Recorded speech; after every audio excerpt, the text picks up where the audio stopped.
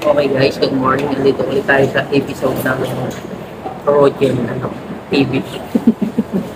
So, basic lang ulit na yung tanong natin na si Jay Galang naman yung ating interview. Jay, paano ka naging barber?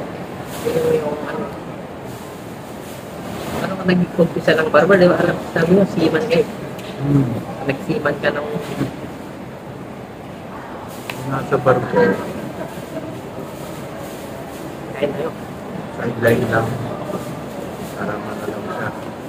Yung mga tropa, gusto ng mga kalbo-kalbo, kaya yun kami. Kasi sa barko, walang ano yun, walang mga barbero kadalasan. Oo, tsaka yung oras. Kaya pag kami-kami lang yung nagpupunta. So nung nagkaroon ng time na nasakit ako sa stick sa likod.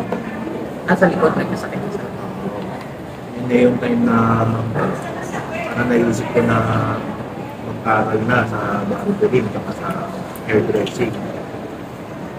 Yan, nakawa ng Diyos. Hanggang sa na-continue na. Tapos nag-open din ng shop sa bahay. Ibig sabihin, bago ka mag-brolos, sa bahay nung una, ito ka naglupit talaga, ito ka nagpahasa. Oo. Bahay lang muna. Siguro mga tropa lang din ako. Magtiwala. Pero nahasa ka sa barko? Sa barko? Hindi. Mas nahasa ako noong training na ako. Kuha ako ng certificate ko. Nag-apply ako abroad. Land-based na. Hindi na sea-based. Yeah. May land-based din pala ano, di ba? Hindi. Yun na yung ano. Yung land-based ko, yun na yung nagpunta ko sa Qatar. Kami dalawa ng misis ko. Katulad misis ko. Ano siya? Kasing sa bako yun. Pero,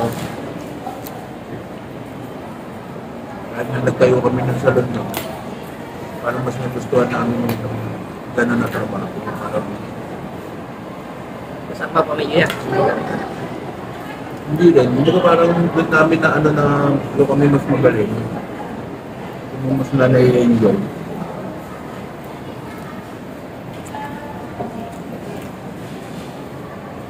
Parang naging masaya ko sa pagiging stylist, sa mga barbering, beauty, ano? beauty services sa Beauty grooming. sa grooming. Kaya, nagpatay kami pareha sa Qatar. Nung nandun ako sa Qatar, doon ako nahasa ng gusto. Kasi, puro bata yung mga ginugupitan namin doon eh. Nagpambata ka rin pala, no?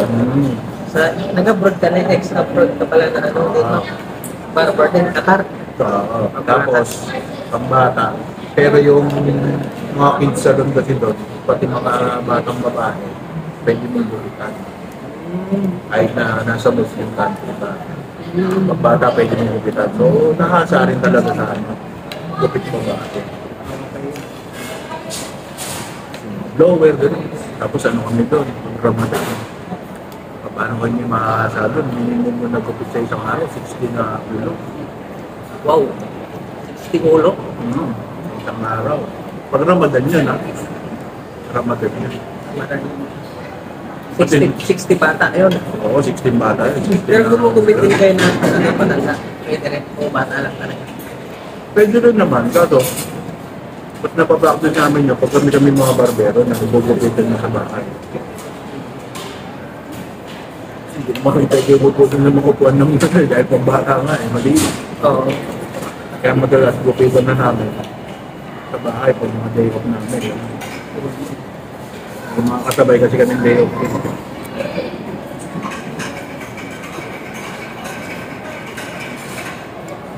Tapos ang nasa nakapag nagtuloy ulit ng pandemic.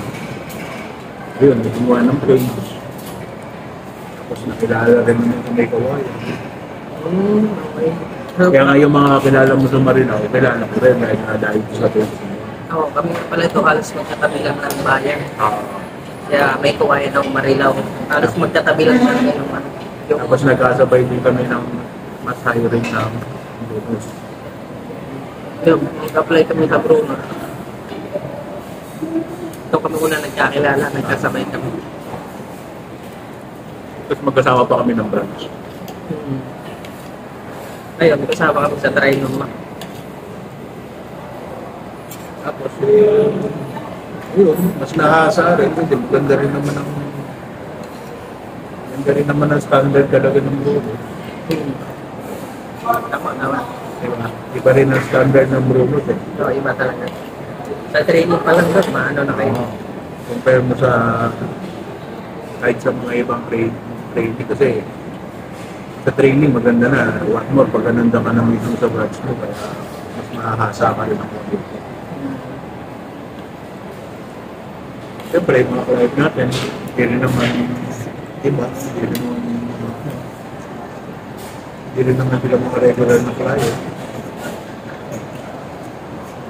Or ang mga professional. So, wala ka, professional din tayo, kaya maganda rin.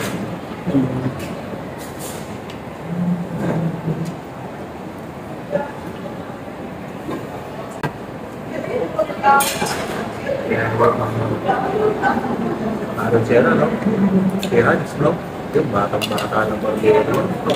Bali, ilang taon ka na nag-start? The artist na.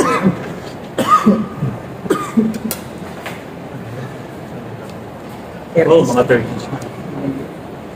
Late bloomer na rin naman ako sa pagbubuti. Kumbaga, mas nakasalang yung skills ko nung nag-training ako. Tapos nakakuha ng certificate. So, ikaw pa rin talaga yung, ay, marunong ka na o magaling ka na. Iba pa rin yung nag-training talaga. Oo. Saka iba pa rin yung nag-aaral ka. Kasi, pagka yung modern, nadali ka ng modern na gupit na hindi mo alam. Para mawawala yung skills mo lahat.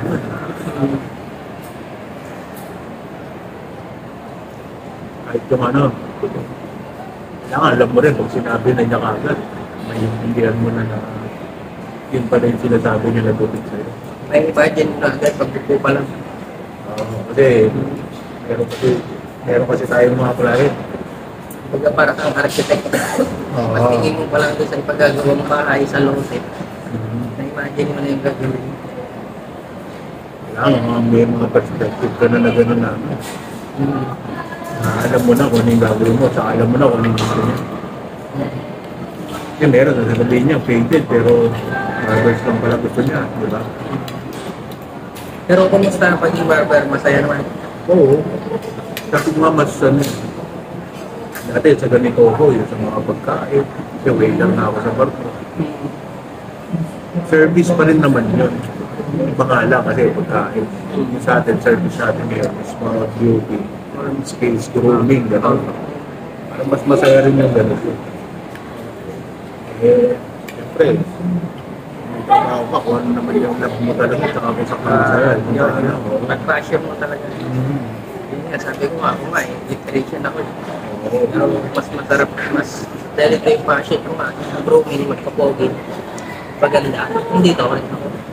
Kaya sabi nga ni iba, laki nga ng kinikita mo, laki na sinatawag mo. Hindi ka naman masaya, wala rin. Hindi mo rin na-enjoy pero. Yes, best din ako. Tulad kami ngayon guys, yung kinakain namin, sama sa tip yan, kaya diba? Enjoy namin. Pagka pag may blessing na, pero pag wala, tipid-tipid pa rin. Tuyo. Siyempre, treat mo rin yung sarili mo parang minsan. Kaya ko, low carb ako. Pero tingnan yung kinakain ko, carb lahat niya. Siyempre, enjoy rin natin yung sarili natin. Nilagang itlog lagi, pag wala. Itlog. Treat mo yung sarili mo. Pamatik mo pa din lahat. So yun hanggang dito lang yun. Kwentong barbero ni Jake. Kung paano siya naging barber. May share ka ba o may gusto kang pasalamatan? Baka may ano ka dyan? Guro? Wala self ano ka talaga? Halos puro self self-study rin yung nangyari lang. Moro ng sarili lang din. Kasi yung iba may mga mentor talaga. May makikita ka rin naman ng mga may makikita ka na kung paano yung technique nila. Yan, mo rin sila. Yan sa Brunos, sa pasalamat tayo sa Brunos, wala akong kayo din naman ako. Kasi life-changing din naman kahit paano. Siyempre, from ano ka, from scratch ka na ano, tapos pupunta ka sa isang High-end, di ba? high-end na barbershop. Pero Brunos kasi isa sa pinaka number 1 na barbershop sa Pilipinas. Aminin natin sa hindi, isa talaga ang Brunos number 1. Pero mas mas mahal, mas magagaling. Pero sa services, parang walang tatalo sa Brunos. Para sa akin, yung services, yung shop. Saka parehas pala kami nag-apply nito ng abroad din ulit. Pero hanggat hindi kami umaalis, ang sarap pa rin na nandito. Baka rin yung nandito sa Pilipinas. Pag barbero ka, hindi ka mawala ng trabaho. Nasa may gunting tsaka suklay ka. Kahit wala kang clipper, okay ka na, buhay ka na. Sabi nga na ibang mga matatanda nun, basta may gunting tsaka suklay ka, may pambili ka ng bigas, tsaka sardinas.